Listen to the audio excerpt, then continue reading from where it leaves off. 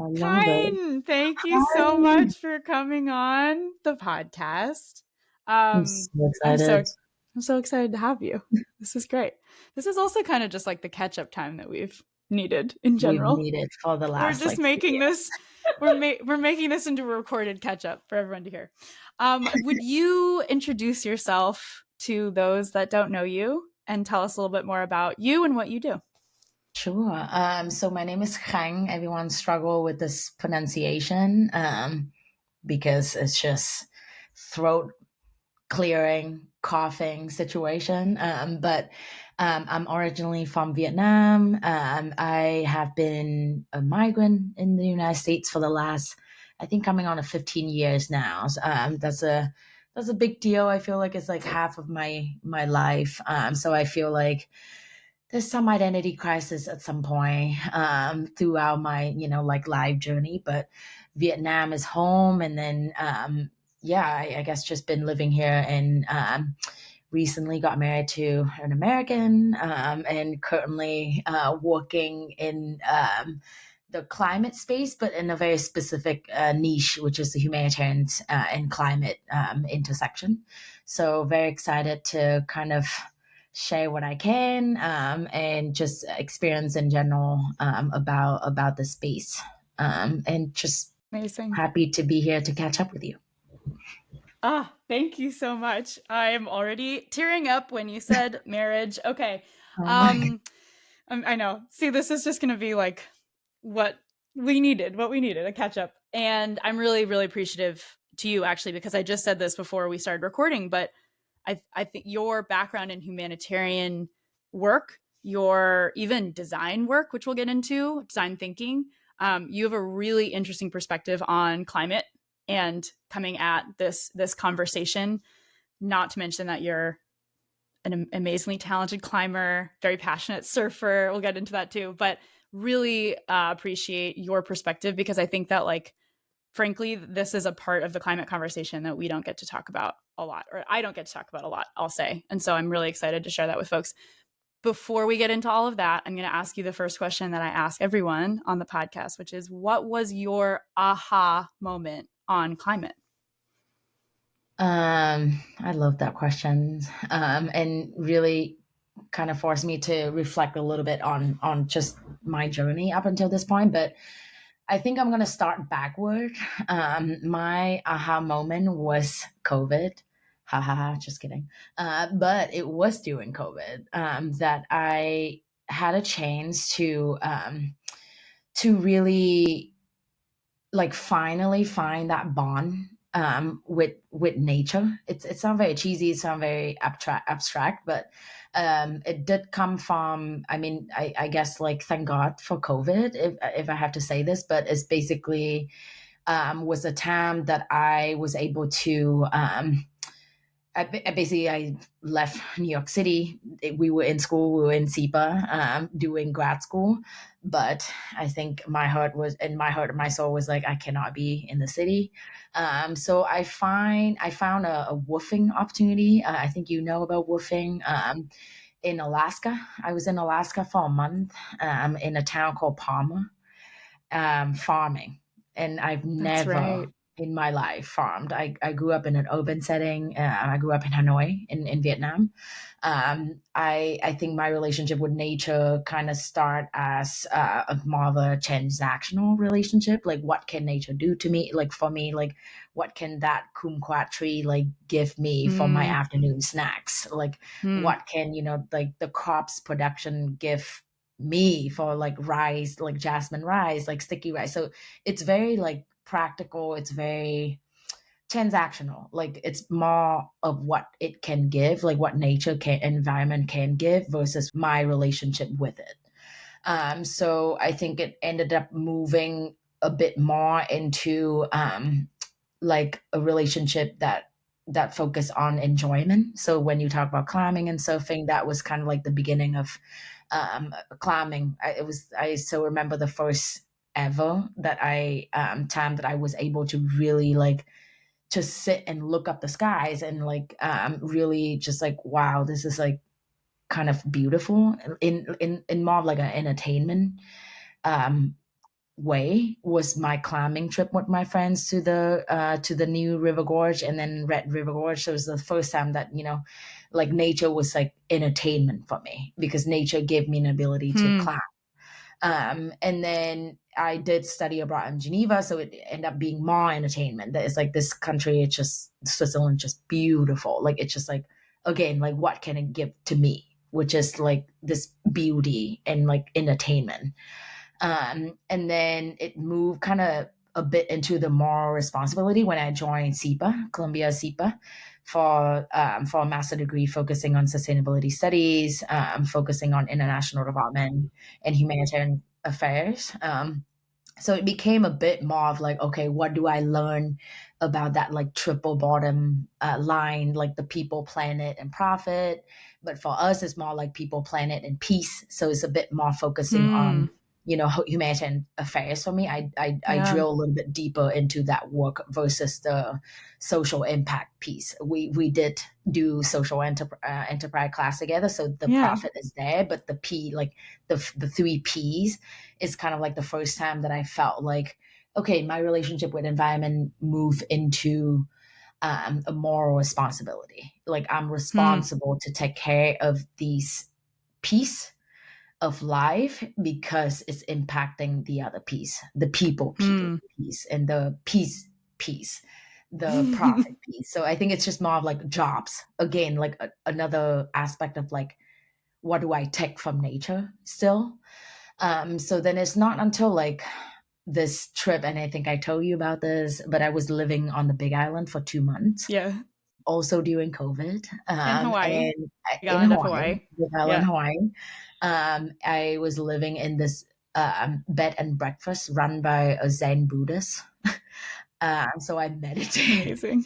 where I meditate every morning and I run every day to this waterfall and I get to that's the beginning of my surfing experience and So cool. I get really overwhelmed thinking about that moment. But so I think my aha moment wasn't a specific. I mean, I could think about a moment because it's tattooed in my arm. That was a moment of me like doing a surf lesson with this 85 years old surf instructor who was a Vietnam vet. So everything just aligned at that moment. Like it was a moment that we were waiting for a wave. I mean, I was very much a beginner, but we were just waiting and waiting and waiting for like a perfect wave for my beginnerness, and how the sun was coming up. And I think that was an aha moment for me. I think I get very overwhelmed thinking about it, but it was the first time that this relationship with environment, from transactional to moral responsibility to like entertainment, turned into like a pure bond. Like I felt a bond. Fine. Like I felt like my ego was stripped. Like I felt like I don't have a self, and the self became that bond with when that sunrise, like, you know, happening, and then when I'm waiting for that wave. So I think it was just like, I don't know. I think that aha moment was really pure and it's meaningful, and that's where I am right now with my job, I guess. Sorry, it's a Oh my long gosh. long answer to No. your Can question. you see if people watch this, they'll see how much I'm smiling right now. Kind that is like it's interesting to well, first of all, I love how you're like, I don't have anything. I'm like, can you come on the podcast? You're like, I don't know. I don't have anything to say. I'm like, okay, yeah, lies. That was beautiful. It was honestly poetry, and I'm not joking about that. Like that felt like a beautiful journey and story to hear because I think sometimes yeah, like oftentimes folks go back to their childhood with the aha moment question. Myself, I would probably say, like, yeah, growing up in Maine, I realized like the importance of nature. But I love the way that you framed, because I think it's so relatable to everyone, at least to me, the fact that you say, you know, there's a logical, almost sort of a transactional relationship, right? First and foremost. Then you move into like, I think either moral first or entertainment, but the kind of the like I can be entertained by or I can recreate in Mhm. nature. And then there's this like, yeah, the moral kind of piece that we learned in grad school, which we did attend together. I should also clarify to folks, we attended grad school together. And then but then that like bond. I love that arc. I want to like paint that in a picture, Yeah. because it's such a, I think it's, there's many aha moments we all have, right? Like in that way, there's many ways that each of us realize, like, what is my relationship to nature and how does it change? How does it change over time? And then how does it kind of get integrated into us? I also love that image of you waiting for the wave and the sunrise. You have that So tattooed? I have that I don't tattoo. think I knew that. Yeah, that's how That's me really like I feel cool. like that's how like deep I felt in that moment. And I think it was Yeah. like, I mean, again, it sounds very cheesy, but it's like it was just to me personally, it was very special. And I think the instructor being a Vietnam vet, and we talk about the Vietnam War. And I think that just everything was aligned in that moment, like very like clear to me, and that's why Yeah. it's end up being very meaningful. And I think to come back to like the design thinking piece that we were trained on, I think it was like it is up Yeah. and down. Like I fear it a lot. Like when I was surfing in Puerto Rico, I was afraid of nature. Like I was scared Hmm. of nature because Hmm. it's too big, it's too grand, and like she's so like she can be Hmm. scary, so I think it's like for Yeah. me, it's like the relationship is so pure and real, like the self like the self identification that I have with her, but it doesn't mean that it's like in a linear process, it's kind of Yeah. up and down. Like sometimes I'm just like, I don't even know. I'm like terrified of you. Like I'm terrified of what you can bring to my future kids, for example, because you will Wow. like that will Yeah. happen. Yeah. So I think it just, but then like battling that, not battling that, but I think it's more like balancing that with just like this Hmm. pure, overwhelming love. It's Yeah. interesting, I think. I think it's very interesting. And I think it also, not to lead us too much there, but I do think folks I've talked to so far on the podcast, you and I talking just in conversation as we do, I realize that people that work in this space have this foundation oftentimes. When I say work in this space, I mean generally climate, which I know, you're obviously have been in the humanitarian space for a long time, but the idea that the connection and almost respect, like when you said her, like she does this, as soon as you said that, I was like, yeah, and God, do I respect her? Like, gosh, is that a entity, a being, a force that I deeply am humbled by and respect every day because of the fact that like I see what we're doing to her, and I also see like how we are, and yeah, to your point, like the fear and kind of some of the scared components to like what will happen in the future. But there's such a strong connection to the foundation that at least it forms for me of like why I work in climate, and like my kind of shift that really was made in grad school around like working more in climate.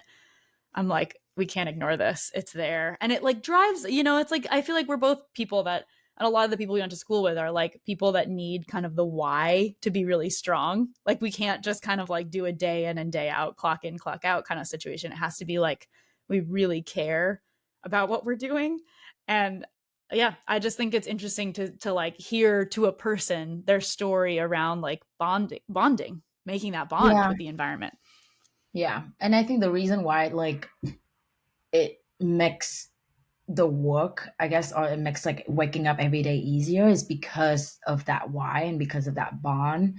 Because like when I remember, I mean, speaking from the Vietnamese perspective, like I grew up like Yeah. I mean we don't have like Girl Scout, right? Like we don't have Boy Scout. Yeah. Like, we didn't. I must say we didn't. Right now, I assume that there's a lot of, like the transitions from trying to get food on the table, like you think we had time to care about the nature? No, we try. My parents are trying Right. to like get food on the table. We didn't have the appreciation. Like we didn't grow up like, oh, this is like an entity that you should respect, or like you want to respect is an entity that you can use.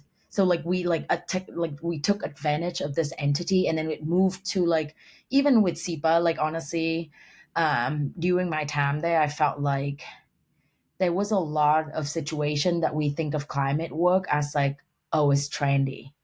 Like Yeah, it's exactly. ESG, it's like reporting, like there's a Yep. lot of money in it. Let's get a job out of it. It's again like a tech. like a tech perspective, like we teching, and then it's not until like whenever the aha moment for anybody that is like really makes it like real and like realize in that sense, in the sense that like, okay, now I want to fight for it because she's like part of me and I'm part of Yeah. her. So it's like again that bonding, like it just like when I think about environmental like sustainability or like just anything like climate related, sometimes I felt like we were trained in a scientific way, like the biology, like like biodiversity.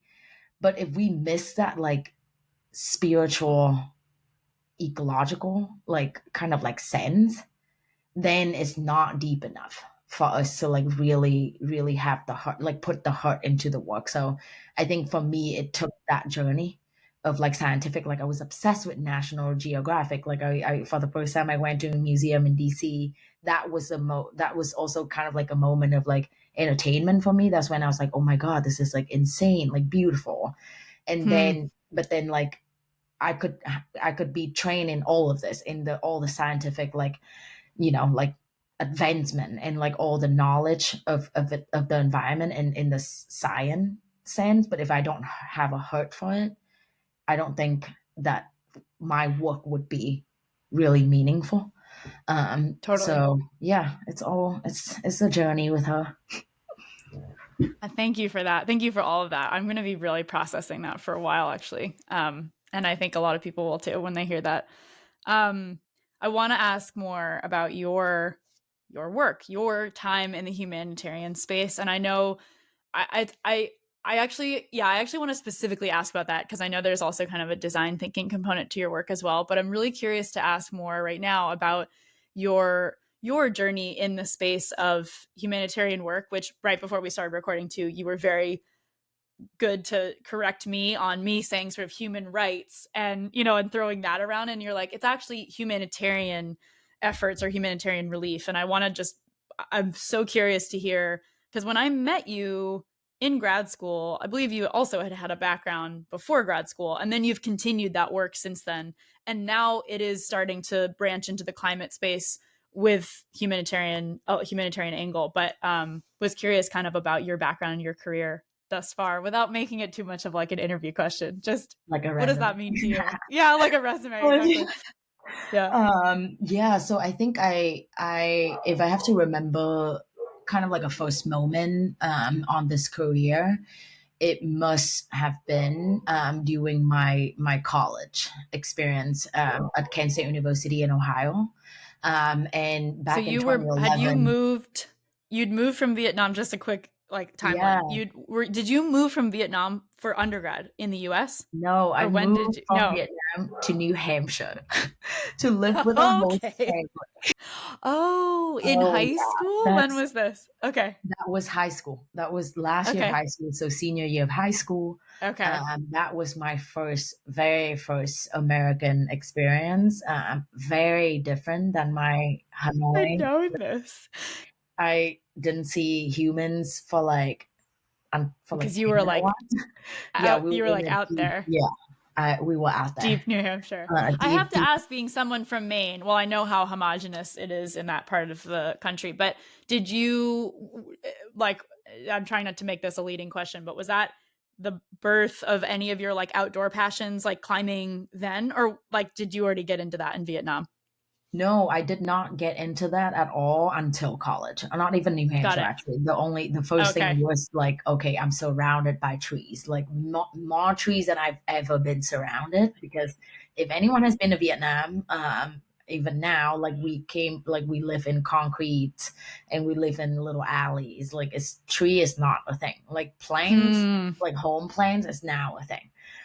So yeah, so I think even that passion for the outdoors didn't really start until kind of the friends group in college and at Kent Okay. State who was Yep. really into climbing, and they Yep. farm Ohio, but New Hampshire was just very much the first time that I'm in nature more than Yeah. Vietnam, I guess, Okay. Interesting. by like being forced to be there. Yep. And then yeah, Ohio was when kind of like the first time we went hiking, like it was the first climbing trip. And then Activities. activities, Yeah. like very like Yeah. another rural area, but it's more of influence of friends that like introduced me to that. But I didn't grow up with outdoor activities. Got That's it. to me, that's to us was like people with disposable income. And they would go Right. ski in like Europe, and that's Right. even that. Like I didn't even know anyone who ski in Europe. Totally. Yeah, so it's just more like Privilege. It's beach such a, hanging. Yeah, very yeah. privileged. Yeah. Yeah, so Access for is hard. Vietnamese, Okay. yeah, so Yeah. for Vietnamese That's back super then it was interesting. quite Yeah. hard. Like to think about like a sport was Yeah. not a thing. Like Was really, not I mean, even interesting. though we bike around everywhere, but it's not like a sport to us, you know. So yeah, so I think the humanitarian sector s- drive kind of started from my involvement with the UNICEF chapter at Kent State University during the Syrian war, which is 2011. So that was the first time that I'm kind of exposed to graphics, you know, like to the graphics. And like it's very interesting like being a Vietnamese, because I felt like that was also when we felt like we economically fine for us to look into like the charity sector. I don't know how to Hmm. explain this. I think have Yeah. to reflect on this a lot with my career, but it almost feel like when you didn't have to grind to get food on the table, now you can care about other people. Like this is very general. This is very personal Really experience of interesting. my family. But it was kind of like because I didn't. I at first the first degree that I actually signed up for college was hospitality and tourism. It wasn't like international relations. Interesting. Yeah, so it's all to me Wow. it was like, okay, what's job should I take? Not like the why, Right. like not like what is my passion. No, none of that. Right. It was I like, should have what gone money into can I earn? banking. Yeah, what money can I Yeah. earn?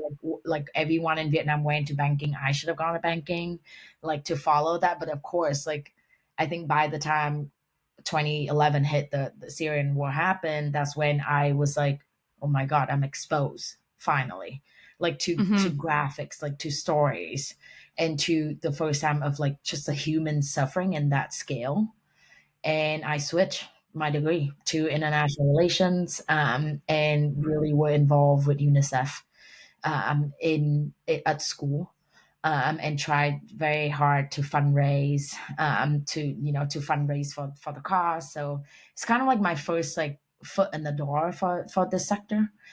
And then after college, I actually, again, like another anecdotal, like personal situation, but I, for anyone who were able to be in America, in Vietnam, you try to stay in America.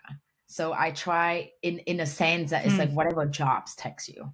And the job that took me was actually a digital advertising and marketing firm. Right. So very Yep. different, very a Yep. little bit different than like my passion and like like the journey that brought me to that point. But they sponsor, and I Yeah. did end up having nonprofit clients. So I did still have a bit of more international development touch, not necessarily Hmm. humanitarian. And then I mean, I did end up working for American Red Cross for 3 months, Hmm. Hmm. supporting with program support for the Nepal earthquake. So that's 2015.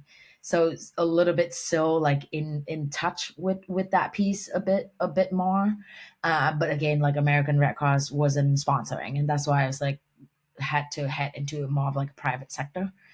Hmm. And then after 3.5 years is when I realized that like, wow, I'm still thinking so much about the sector, the humanitarian sector.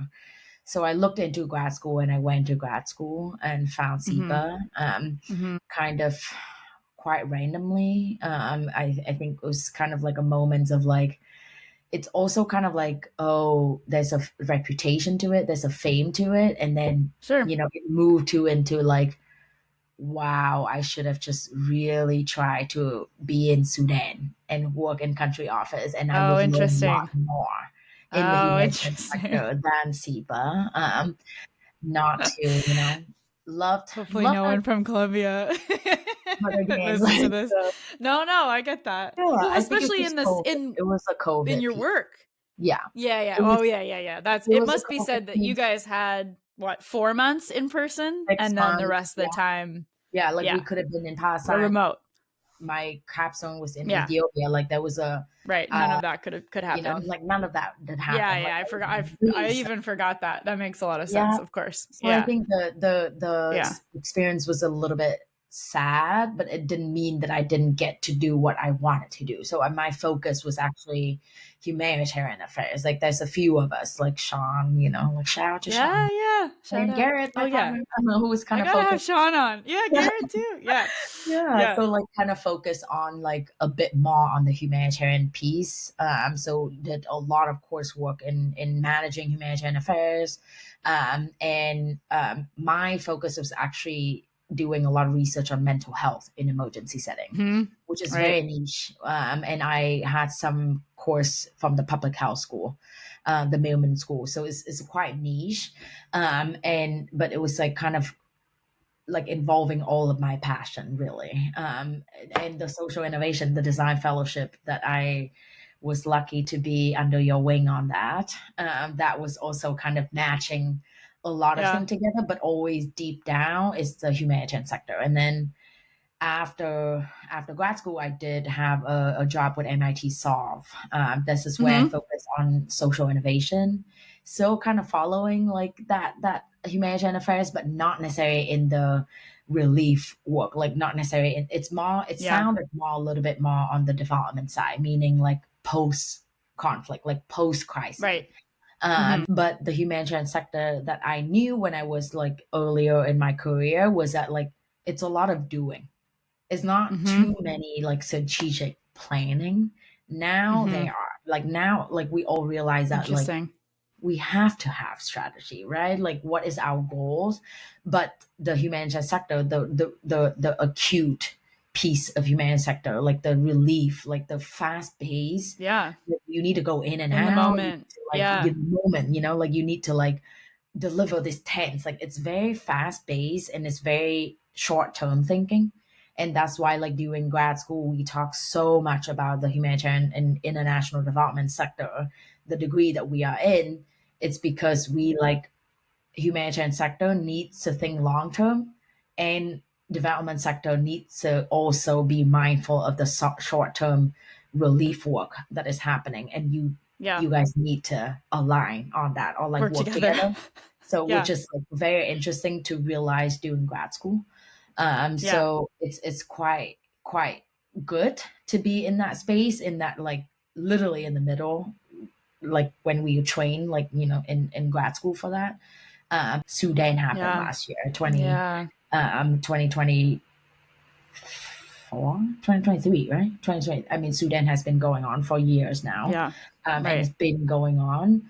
And I think for Right. me personally, it was the first time that I felt like I had to ask myself questions like, am I fit for this type of work? Because it is secondary traumatizing. You constantly expose the number of people who displace, some number of people who die. I think it was very overwhelming in that sense, but it's also overwhelming in the meaningful piece. Meaning, like I just felt very like I felt like I'm where I need to be. Yeah. But the work, the humanitarian space in general, it's just if I when I reflect on it right now, it's just it's changed quite a bit, and it changed in the sense that it's like the suffering is there. It's always been there. Like if it's not this war, then that's the other war. You know, like Congo dealing with so many issues. Yeah. If it's not food insecurity, then it's health and outbreak disease outbreaks. So it's just constant, and it makes me. I mean, it makes me question my personal decision sometimes. It's like, do I want a kid? Because this world is so, I'm so exposed to Yep. it. You know, this work is like all exposure, and also the idea of us, of me and us feeling like we're not doing enough to really address the amount of pain that we're seeing. So I think Yeah. it's almost feels like we are doing it, like we are doing it, and this the very little thing that we can do, but it's being matched with the degree, like the mountains, like the degree that is overwhelming, and it's like feeling like regardless of what how much impact we trying to do, we still not matching the pain that it's needing to be like alleviated, you know? So I think it's hard. Like I think it's a job that is very like therapy for me, and even though it's like a hard therapy journey, because it's like there's many moments that I'm just like, I need to be gone from this. Like I need to not be doing this because it's so hard. So yeah, it's sorry. I think it's I feel like I'm taking this moment as my own reflection too. And I'm a little selfish in that end. No. This is perfect. I mean, first of all, yeah, it's so much. I feel like, I mean, thank you for the work that you do in this space, seriously, because I think if we need people like yourself, the empathetic, the feelers, the people that are like you in it day to day and like have the heart that you have. And I also know though that like it's a lot to take in, and you probably like you see I don't want to say this, as you were saying, the like you feel like, you know, as much as you do day to day, it's never going to be enough to kind of like conquer those mountains, as you said. And I feel like those of us that aren't in it day to day, like we probably don't, like it's like you know more than we do. Like I don't know what I don't know, if that makes sense. Like I don't even know how big those mountains are, if that makes sense. You see the top of the mountain, if you will, to keep this metaphor, like you see how big the insurmountable like cases and displacement and death tolls, like you see all of this firsthand, and I think thus feel probably more helpless, if you will, even though you're helping. Does that make sense? Mhm. Like you're in it. Yeah. And I think Yeah, I like, think it's just like the yeah, the amount. you just I think see it's it. like Yeah, the exactly. exposure. Yeah. Right, the exposure to that. I'm curious, I mean, you first of all, I also just want to like hold a moment of space for your like all of the conflict you just mentioned and everything you worked on in the last 2 years or year. I'm curious in general, as you reflect on this career in humanitarian work, like what are some of the trends, and this is more for like I don't even know. I'm so curious to learn more about this topic, because like as someone who works in climate and has studied climate, I'm also like, gosh, I've never, until we started talking, I was like, I don't know how climate and humanitarian work intersect. And so I'm just curious, like wherever you want to take this, but your thoughts on what you're seeing as sort of the like climate filter on top Mhm. of the humanitarian space. Mhm. I mean, coming from kind of the first experience with the Red Cross with Nepal earthquakes, I think that was kind of like Mm. we always kind of know natural disaster is a thing, and Mm-hmm.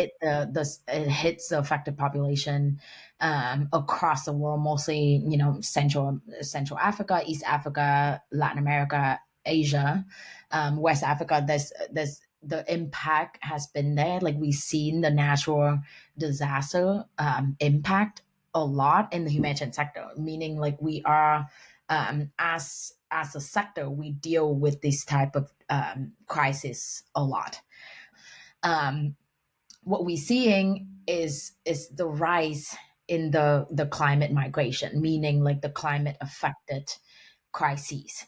Meaning the connection, like the interlinking, inter connectedness effect of Mm-hmm. both climate Mm. and conflict, and then conflict Multiple. and yeah, I multiple see. Mm-hmm. vulnerability factors.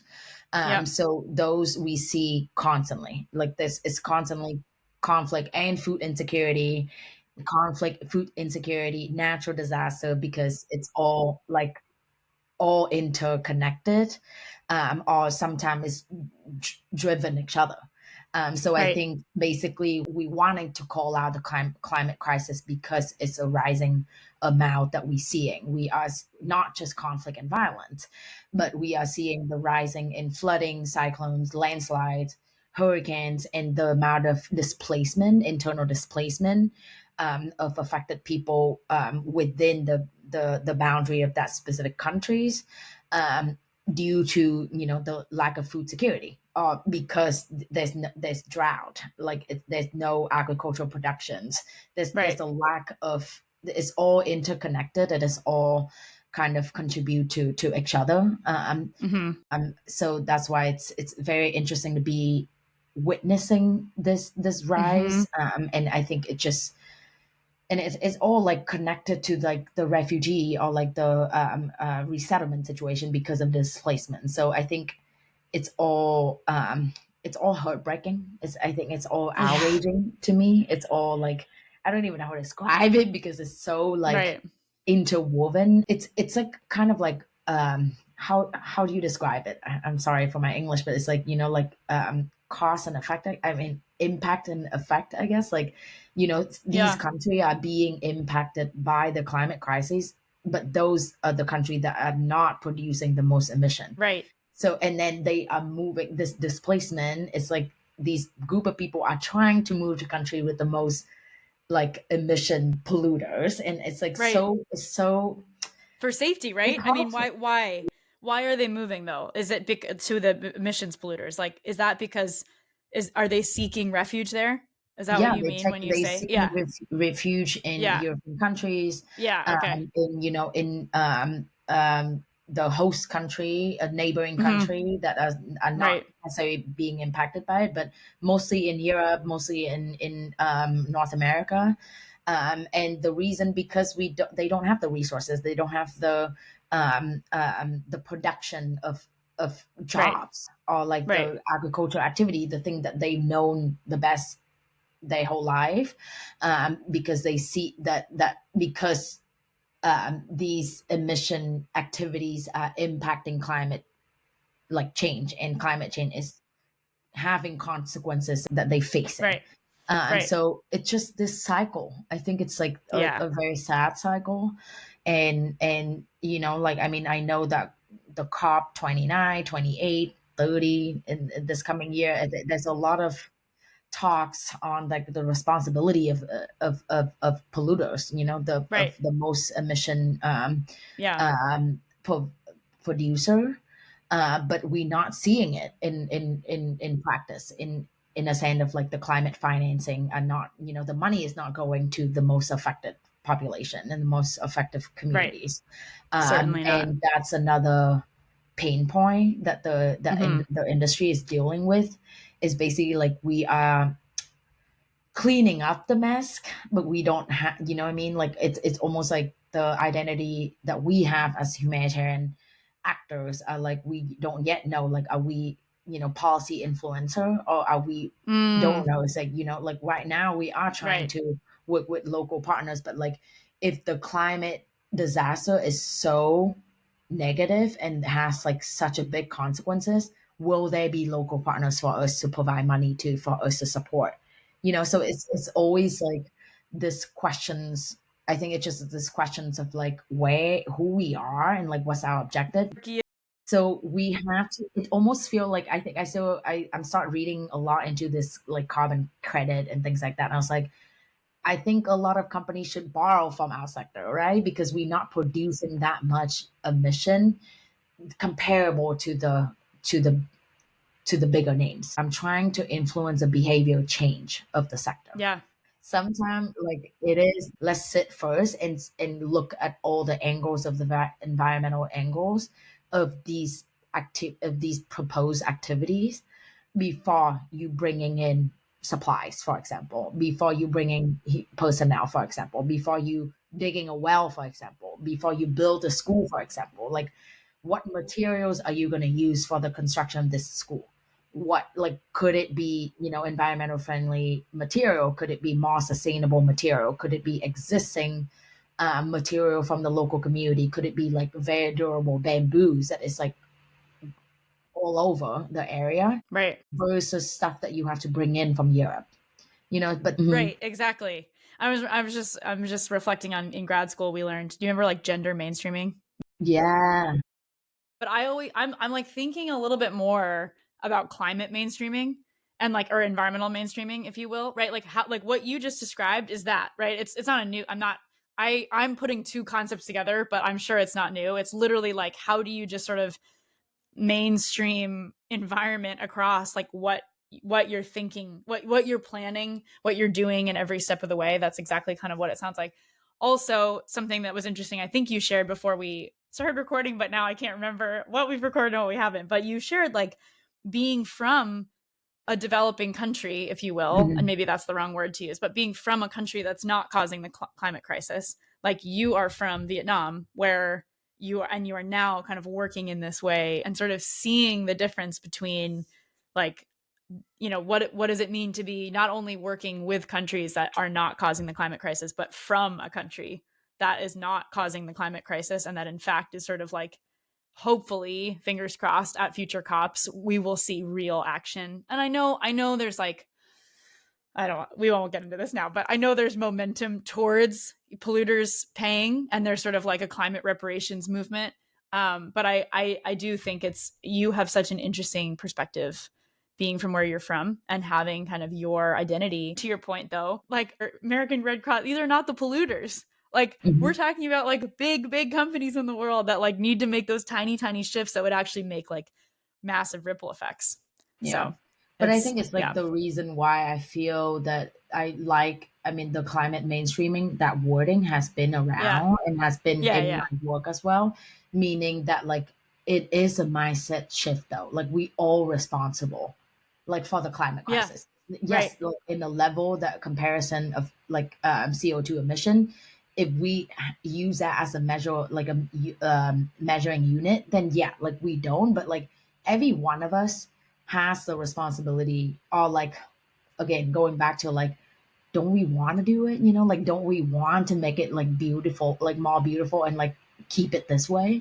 Yeah. So the biggest thing that I have been trying to promote is that behavior change, is that like pause, is that like collective pause, like let's just sit before we decide. And it's kind of involved like a little bit of design thinking too, the framework that you and I learned together, because it's Yeah. quite a bit um, of me just trying to be like, okay, this is what existing in the requirement. This is also on the one hand is also what we should do as human being, right? Like Right. for anything that Right. you would do in the future, like anything that you planning for it to be a solution. Like, is it a solution? Like, are you addressing it from like, the water resources perspective, or are you addressing it from the educational perspective? Like, should you be training little kids on how to like, protect the little well that they have, or you build a more well? Like, what is it? And it's all Hmm. interconnected. I think Hmm. that's why the climate mainstreaming, that word is popular now, because it's like in every little thing that we do, like in the Right. way that we design a project, but it's also like having a risk informed type of program design. But we also need to change the mindset of people, changing the behavior of humanitarian actors, to make sure that we all take part in it, I think. Yeah. Yes, definitely. And I think I also really appreciate, like, I think this connects back to what you said earlier about almost like both environmental enjoyment and even environmentalism, a little bit by extension, being sort of like a privilege. Like, we've heard this a lot on the Trail Ahead podcast, which I know you're familiar with, where we talk to people and they're like, oh, yeah, like sleeping outside or like spending time outside. Like, there are generations of folks, like we've had people on the podcast who say like previous generations for them, parents, grandparents, have said like, we worked really hard so you don't have to sleep in a tent outside, or you don't have to like, right, or when, and Mhm. even that I've referenced that a lot, but I've even heard like environmentalism was sort of this like privileged thing. I mean, as Faith Briggs, my co-host, says a lot, like, there's conservation is very white, male, and moneyed, right? There's a lot of money and kind of like this extreme homogeneous space of the environment, and where it's like, you look around and you're like, oh yeah, it's like sort of this like upper echelon of people. It is traditionally. And I think what's interesting is like, you're talking about your upbringing in Vietnam and how it was sort of like, we put food on the table. We're not like, it's like not necessarily caring about it's like, you care about the environment, but if it's like, as long as it's giving you rice, Mhm. or like as long as you're able to kind of like feed your Mhm. family. And I Mhm. just think now, I don't know. I'm sort of like forming this as we talk about it, but I'm realizing, like, I think now there's always been an environmental movement, but it does feel like, yeah, trendy or not, because what you said about climate being trendy is like real. That's very real. And I also feel like folks are now coming around to like design things, and it's not just like, oh, that building is green, or right, or that this is like that thing over here is sort of like built with these materials. It's like everything I'm seeing is starting to have a component of climate or environment. Call it trendy or not, which actually I do think it is, but like it's good, right? It's like, or it's like we need all of it. We need everybody to kind of be talking about this. But I appreciate what you shared about that, like especially in your childhood, or like in your upbringing, in your family, how Mhm. like it necessarily wasn't necessarily like, I don't know, like that connection wasn't the same as, it was more transactional, maybe, Yeah. I is what you think, shared. like, I mean, Yeah. that's very personal kind of experience, but Sure. like during my time at MIT Soft, where we support social innovators from the affected countries all over the world, but mostly like from the affected population, that's where I kind of realized that, like, I mean, they are the closest to the environment sometimes. Like, I mean, Yeah. like indigenous group, social community that they literally rely and they have that relationship with the environment. So for them, that relationship hasn't doesn't have to be built like us, like me, for example. Like it doesn't feel like it was transactional moral responsibility and then Sure, goes sure, sure, towards like sure. relationship. It's like Sure. that bond has always been there, and I felt like Mhm. we need to learn from that, or like that's what I learned from. Yeah. I guess like I'm not gonna Yeah. talk about what we need to do or like what Sure, all sure. we need to do, but for me Yeah. personally, that seeing that overwhelms me. That seeing that makes me feel like, oh my god, like I didn't have that. I didn't have that love. I didn't have that respect. I didn't have that appreciation um towards nature. And I think that's why, like, I think I am a bit of a more like nostalgic is that a word. Yeah, yeah, um yeah. I think I'm more like I love technology, I love advancement, but I also love, I think I love more the traditional like sense, I guess, like things that like from the past and things that has always been generation passed on. And I think that mindset, like they didn't have to be trained on, but like I'm sad, I guess, like from someone like me who came from urban setting, I had Mm. to be trained on that. Versus Yeah. like right now, I guess like what I'm advocating for myself, for my loved one, is more like let's build that relationship from the get go, so that you don't have to be trained on that. Do you know what I'm saying? Like, I I love it. think I it's know just, exactly what you're saying. yeah, Yeah. it's just more like, I Yeah. mean, we're talking about kids, and we want, like, I want to be able to, like, I don't know, like start having them like roll around in dirt when you like six Yeah. months old. Like, please, like Yeah. eat some dirt and Yeah. like inhale some like Yeah. worms, I guess. Like, so I think like that level of like connection, I think is what I'm promoting. And I think in the work, like yes, there is that trendiness, there is that, like, I mean, sometimes that's where the money is, like ESG reporting and like things like that. But it's like, I personally don't want to approach the job market for this type of job in that sense, Yeah. right? Like Yeah. I'm trying to approach it by, like, I guess, like in a deeper sense, and more of a spiritual sense, than a job. Definitely. Absolutely. Um, Oh my yeah. gosh. I did want to ask you a little more about like your surfing and climbing passions, but I do think it's kind of come out. I mean, I just like, just for folks to know, like you and I we met through grad school, but I like feel like we really bonded through going to the climbing gym, which was kind is like an unbelievable climber. So that people know, I know, whatever, dude, you're so good. I'm ashamed. Just let, remember we went to the gunks, was it, we went to the gunks with Yeah, with put the to the group, go. and we like climbed. Oh my god, I've never felt cooler than just being there with you. But I did want to ask, so I kind of wrap up with one question. I'm curious, I ask folks like, what is your favorite climate solution that's not your own? Because I love hearing like what's exciting you in climate. Like what are you looking to as like, that is the thing that that I think we need more of? I'm curious what that is for you. Um, there's so many. I feel like the climate solution is just endless, and there's so many fighters in this fight. And I Ah, feel like I'm yes. a little bit biased, because I'm obsessed with seaweed, the Asian Hey, in, oh my but god. Wait, have we not talked about this? Let me just, yeah, I'm gonna admit that right now on this podcast. Seaweed, anything I'm obsessed with. So I think I'm gonna be a bit more selfish and just picking like a few things that is seaweed related, Love for a it. solution. But anything around like seaweed, I've just been so obsessed with. But Do you the know that I seaweed, want to be a kelp farmer in Maine? That's like my like alter. you Wait, do you remember please, radical trajectories from design thinking? yes, One of my radical trajectories is to be a kelp farmer in Maine, which might just be like what I uh, do in my life. But I anyways, we'll think talk about you that should. later. Okay, continue. I think Continue. you should follow Seaweed. that trajectory. Okay. But Okay. anyways, Okay. yeah, I think the seaweed farming type of practices has been so. I feel like it's so fun. I think like when it come about like when it comes to like climate works and things like this, I really do also want to bring the fun in it. Like I would Mm-hmm. love to be like farming that seaweed farms. Like I would love to be able to, support the absorption of like CEO by these seaweed farms.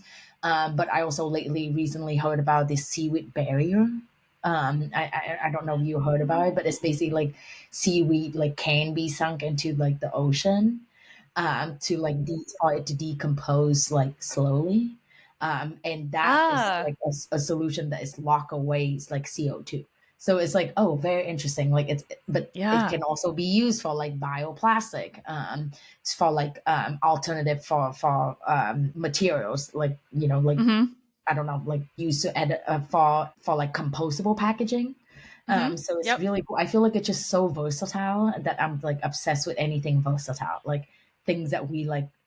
It's so not fancy, I guess, but I love No, the I fact that it's love not it. fancy and it's like Me it has too. so many like impact, like even with like livestock, like seaweed being used for like food for Right. cattle. So Yeah. yeah, I think I was selfish in picking multiple solutions, but anything related to seaweed, I'm really obsessed.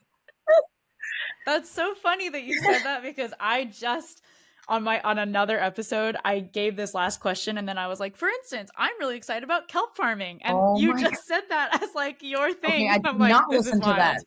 We didn't podcast. I'm plant so that. No, it's sorry. not I did out yet. I'm editing it not. now. It's not even out. Oh my god. I love that. And also it must be said, and I'm not gonna get the stat right, but it like seaweed sequesters a massive amount of carbon, right? And it's also and what you said about the because mangroves it's like 10 times the amount of the of trees, but there's some stat with seaweed of like the amount it sequesters, but there's also it like does impact the methane levels from cows, Yeah, right, when you do yeah. put it in feed. Or Yeah, so when it all comes of to these like I'll just try to find articles and link to these because it's so fascinating. But yeah, it's really um oh my goodness. I kind of like don't want to stop talking, but I do for like just, the amount of time that we will release to the world. But thank you we so just have to much for meet in the Bay everything. Area and check out some Yeah, seaweed yeah, farms. exactly. That's Yeah, that we'll sounds just like go to an exactly. We'll adventure. do some site Yeah, visits please. here. That's so true. I love Do that.